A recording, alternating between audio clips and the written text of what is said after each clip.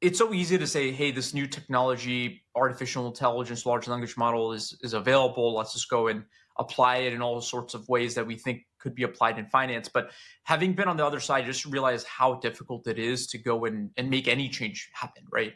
First, you have to adhere to InfoSec requirements. So data privacy and security are paramount. And so that as one big checkbox you have to build. And so when we set out to build multimodal, that was paramount.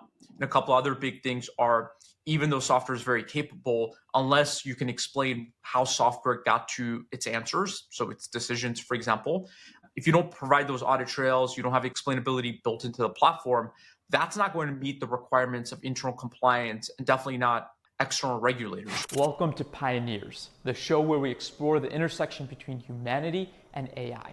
I'm your host, Ankur Patel. Over the last 10 years, I've built 3 AI startups, written 2 books about the subject, and I run a weekly AI newsletter. I also regularly teach and speak about the topic at conferences. This technology has grown faster than I think any of us could have imagined, and it's making us ask really important questions, such as how ethical is AI?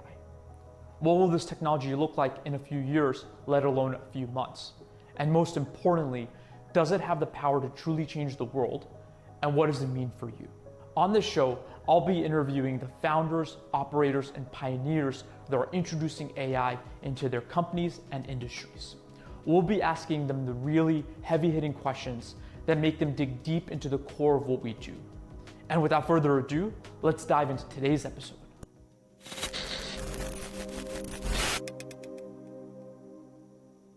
Welcome back to Pioneers. Today's episode is a special one.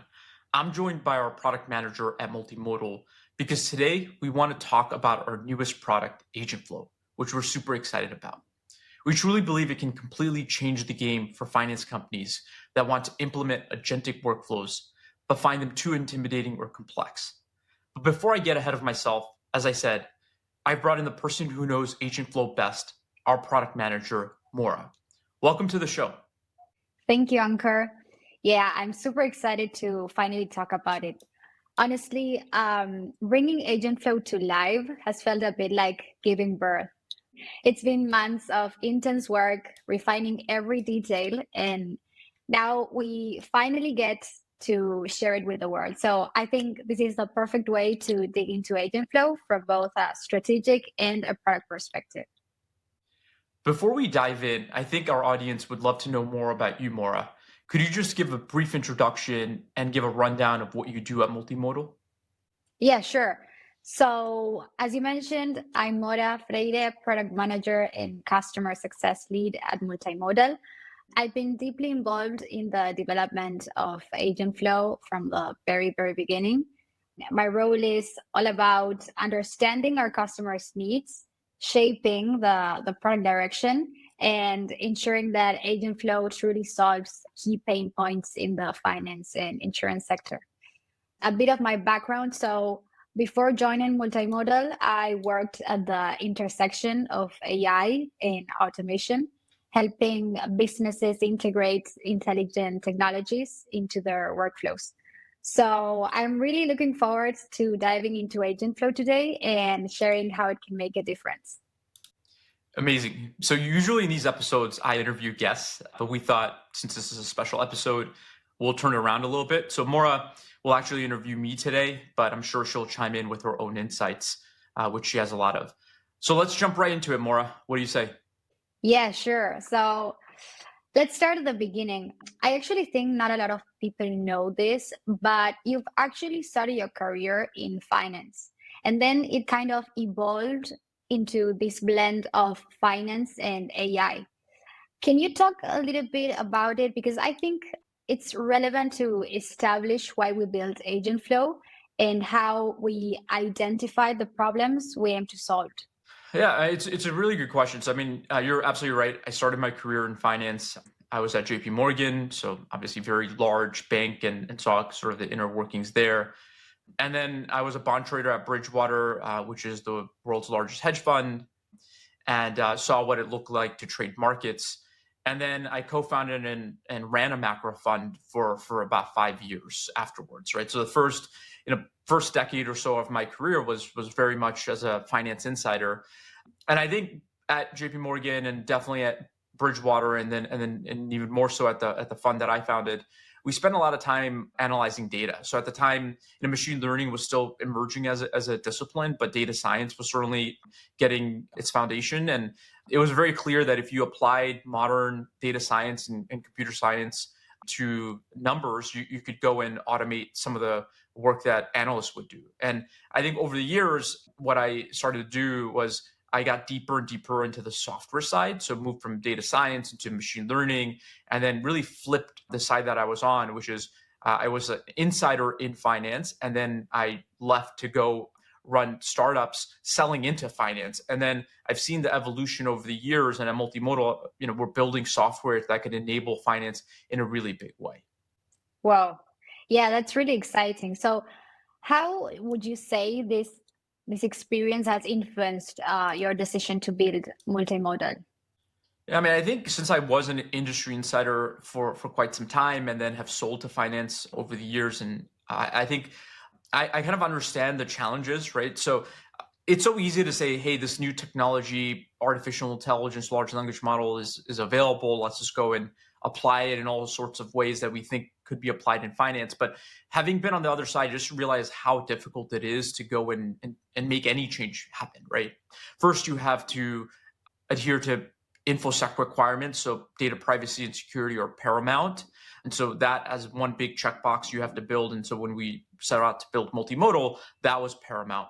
And a couple other big things are, even though software is very capable, unless you can explain how software got to its answers, so its decisions, for example, if you don't provide those audit trails, you don't have explainability built into the platform, that's not going to meet the requirements of internal compliance, and definitely not external regulators, right? And so we have to build audit trails and explainability as part of what we do.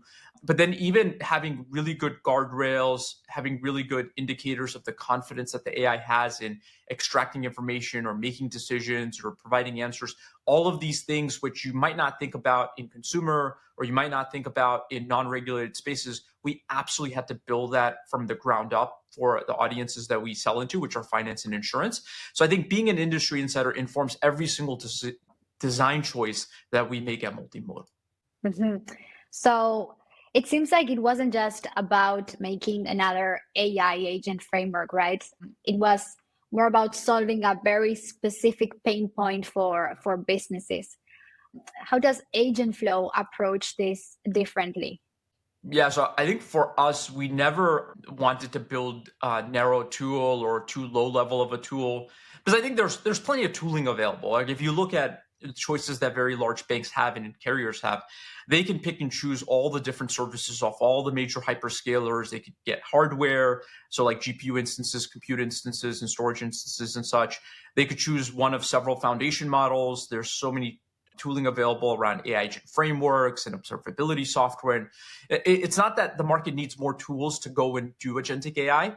I think the big thing we wanted to deliver was a really good application layer company that took a lot of the decisions that have to get made on the low level rungs of building agentic AI and make them part of the application layer. So when customers come to Multimodal, work through our platform AgentFlow, it has a lot of great opinionated decisions around the hardware, the AI agent frameworks, foundation models. Now they could still exercise discretion, they pick and choose what they want, but it's far easier for them to actually get working with AI agents, so they can more easily, in a more intuitive way, even as a business user, go and set up the workloads that they want to do. So that was really, really important, because having been within finance, they can go and purchase any software. Like that's not the issue. They have a lot of engineers as well. But if you could go and deliver something that gets them to value quicker and allows them to scale it up with less effort, right? So basically addressing this total cost of ownership problem, that's going to be the massive unlock for those enterprise players. Okay, so let's talk about what's under the hood, right? So what exactly does AgentFlow do, and why do you think should businesses care? Yeah, so under the hood, AgentFlow takes the complexity of doing agentic AI and makes it far easier to go and get going, right? So quick description of AgentFlow: it's a platform that can be deployed on the hyperscaler of choice by our customer. So they could choose AWS, GCP, Azure, it could be on-prem. But as part of the platform, they can more quickly define which foundation models do they want to use based on what model risk management has greenlit. They can choose basically what types of workers do they want to set up. So they're using modular building blocks to set up the sequence of work that needs to get done. Some of that work might be around document classification, document extraction. Other parts might be decision making for lending decisions or underwriting decisions or claims decisions. Search experiences are really critical. So asking questions and getting reasonable responses back from documents as well as databases, and then preparing reports like credit memos and such. But the idea here is that the business users and the IT and engineering team should have a more intuitive interface to go in, define the workflows, define their needs, supply information that the large language models can learn from, and then get up and running really quickly. I do want to highlight a couple of things. Basically, AgentFlow is really, really important and is going to add a lot of value for complex workflows in regulated spaces. That's what it's built for. If you have a simpler workflow like personalized email at scale or simple customer support, you could largely do that using a more horizontal agentic AI platform. Because for those workloads, you could likely prompt your way to success, and you don't need things like explainability or confidence scores or the ability to coach the AI and then improve that performance through fine-tuning. You do need that for these complex workflows in regulated spaces, the ones we cater to. And AgentFlow is very much built with that in mind, right? But it's taking all that low-level complexity around foundation models, AI agent frameworks, use of GPUs, inference and fine-tuning, and just doing them behind the scenes in a more intuitive manner. Great. And Ankur, for those who might be thinking, we already have automation tools. Do we really need this? I think that's an open question for a lot of businesses. Yeah. So how would you respond? I think if you are using automation tools that are a couple of years old, prior generation, let's say, these could be approaches like robotics process automation, RPA. It could be maybe intelligent document processing. If it's working really well, like if it's really well defined for that segment of the workflow, it's working really well, no need to rip and replace, right? We would just rather complement it by extending the capabilities beyond that RPA or IDP or similar build and then going deeper into the workflow. But if it's not working well, then what we could do is we could start and improve that performance using agentic AI, right? Which is a step function better technology. So it really depends on what the customer's needs are. Sometimes we'll need to rip and replace if something's not working well. But if it is working well, we'd rather naturally extend it using APIs so we keep their stack intact and we then build on top of their stack into more parts of the workflow. Yeah, so we received some really insightful feedback. One of the biggest things we keep hearing from customers is that while they're excited about AI agents, they often feel overwhelmed by the implementation process. So many companies in industries like banking and insurance have incredibly complex workflows and really strict compliance requirements. So some of them told us that existing solutions were either too generic or required too much customization. So at the end, what really resonated with them about AgentFlow was the ability to have a framework tailored to their needs. One that not only automates tasks, but does so in a way that aligns with their business rules and regulations. So yeah, and another key point was flexibility. So I remember one customer mentioned that they had tried different solutions present right now in the market, but as they scaled their operations, costs and complexity skyrocket. With AgentFlow, they found a scalable solution that was much more aligned with their specific requirements. And the best part is without needing a massive technical team to maintain it. Mm-hmm. So this feedback has been incredibly valuable in helping us improve our product. Completely agree. I think that the workflows that we typically try to take on with AgentFlow are very complex, right? And so one size fits all doesn't really work. Like even if you look at loan origination, different lenders have different ways of doing lending, right? They have different tooling, they have different checklists, they have different criteria. Even their like loan origination systems vary. So you need to be flexible enough where you can accommodate their stack, their way of approaching the problem, but it shouldn't require them to build everything from scratch because then you're reinventing the wheel unnecessarily. So for us, it's provide a lot of capabilities out of the box, but allow that last mile delivery to be flexible enough.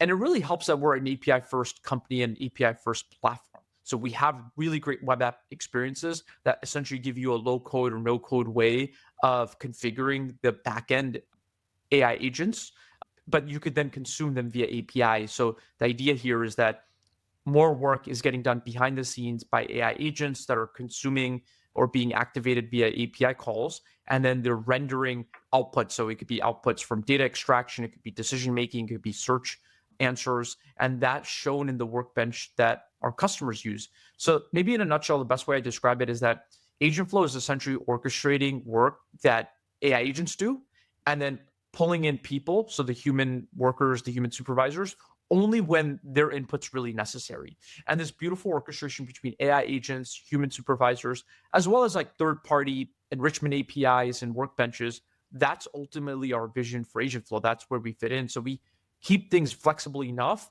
but we go and basically quarterback the activity from start to finish using this orchestration engine. Yeah, so that brings me to my next question, which I think most of the audience is curious about. If we bring this into the real world, have we seen any businesses already using AgentFlow successfully? We have. I mean, there are many to talk about, but I think the one that maybe is I'll describe two that are front and center. So one is around lending, right? So when you look at the work that loan officers do, they're working through income and identity documents, and some of this is relatively straightforward, but there's still too much friction in the process, which is, can you classify all the documents that are sent over from a borrower when they come in via web app or via email? So pure document classification, data extraction from these documents in exactly the way that the loan officers and underwriters need them in their loan origination systems. That's the first major leg, but we do the second leg too, which is once all of that data has been extracted, we could verify that the necessary documents to proceed with the underwriting process are present. If it's not, the AI agent should notify the borrower immediately, right? So it's automatically triaging the initial communication with the borrower, make sure everything is neat and tidy. And then if all the information is there, we're able to pull that in, calculate the different ratios like debt to income ratios, different ratios around cash flow of the borrower relative to how much borrower's borrowing. And then you look at all the different kind of credit assessment ratios that matter, but you could then plug them into the LOS. So essentially what you've done is you've done the credit analysis, you've, based on the rules that the lender has, marked whether this is an approve or deny, and if it's approved at what rate. And then you go and bring it to the loan officer or the underwriter for final review. And the reason why this is so critical is you're compressing the time it takes to get a lending decision out. And the lender that gets the first quote out to the borrower has a disproportionate chance of winning. So we're empowering that on the lending side. That's one critical use case. Certainly chat about other use cases, particularly on the claim side, but the lending one by itself is so valuable because it compresses the time it takes to make a decision, which ends up being revenue enabling for the lenders that we work with. Yeah, that's a great example, and I think that has been something we've been working for a long time. So we've gained a lot of experience understanding the mortgage lending process. So yeah, I think that's a great example for everyone hearing us. So Ankur, if someone is listening and thinking, they sound super promising, how do they actually get started with AgentFlow? Yeah, it's a good question. I mean, we come across a lot of different companies that are at different stages of their life cycle. So I'll give you a few examples. Some companies, just are getting into agentic AI. I mean, frankly, it's only been around 3 to 6 months, like in market mainstream. And so they're trying to figure out their agentic AI strategy. They usually bring us in to showcase how customers are using AI agents and where we found success, which use cases are viable. And we usually speak to leadership teams, right? So we speak to senior stakeholders at banks and insurance carriers. They're trying to figure out the long-term strategy. On the other side, you have enterprises and mid-market buyers that have a use case in mind, right? Or they've heard that we do work in lending or claims processing, they come to us. For that, it's very straightforward. So typically what we do is we do a POC or pilot. And the pilot, generally for us, we like giving ourselves enough time to really be successful. So we do this as 3-month pilots where we spend month 1 just configuring our software together with the customer. And then month 2 and month 3, we spend a few cycles just iterating on the AI agents, because you have to coach the AI agents to get really good on those complex workflows. But by the end of the 90 days, they have something that is adding significant value. They can see a light at the end of the tunnel, and it's an easy switch to turn on for production volume. Yeah, so building on that, I wanted to ask you, I mean, AI agents are evolving super fast right now. Where do you think this technology will be heading in the next few years? Yeah, I mean, it's really hard to kind of look too far out into the future, but I will say the velocity of improvements has been quite rapid over the past 2 years, right? So barring some like major AGI breakthrough, I think you will just see AI agents get more functional and they'll be more capable.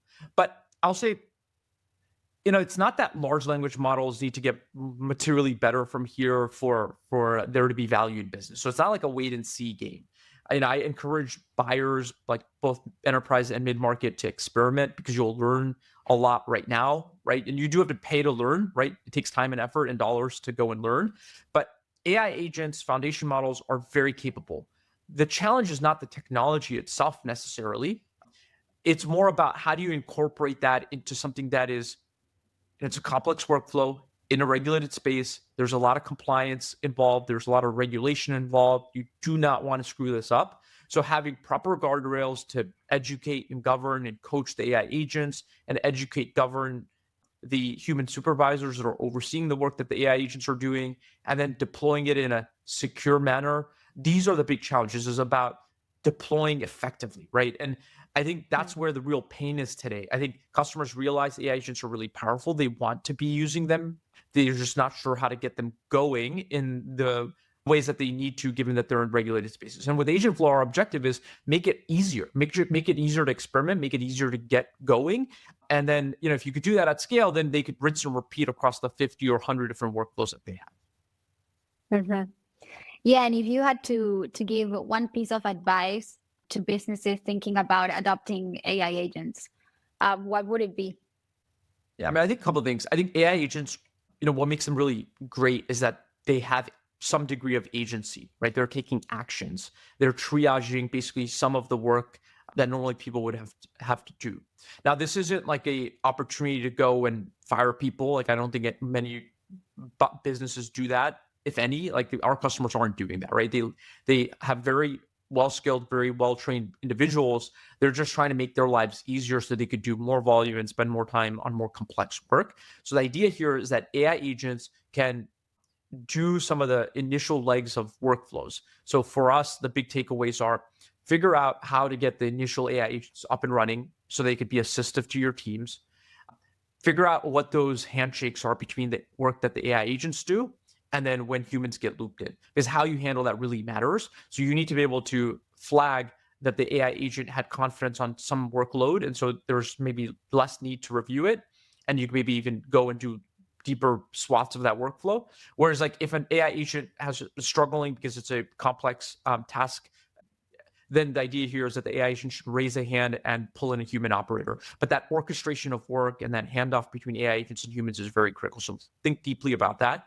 And then also, last bit is capture everything. Have really good audit trails around how the AI agents were trained, what actions they perform, what overrides that humans do to finally get to the final state, because all of that is critical data that you'll need to train more and more AI agents progressively, right? Because this is really rich data to coach AI agents. And so, yeah, the big takeaway is the time is really great right now to learn how AI agents work, to introduce them, but think through how you hand off to people and then track everything so that in the future you could use all of the data points to improve the quality of the agents in the years to come. Great, Ankur. Yeah, I agree with you, and thank you for these key takeaways. This was a great conversation, and I think it really helped clarify what AgentFlow is and why it matters. So, Ankur, thank you very much for being in the hot seat today. Yeah, I love this. We should definitely do it more often. And for those of you listening, if you want to learn more about AgentFlow, we'll add a link in the description below. You can reach out to us at any time. We'd love to show what we're building, and it could help hopefully inspire some of the agentic AI work that you do. It certainly could transform very complex workloads, especially in regulated spaces. So we're very excited to roll this out to more customers.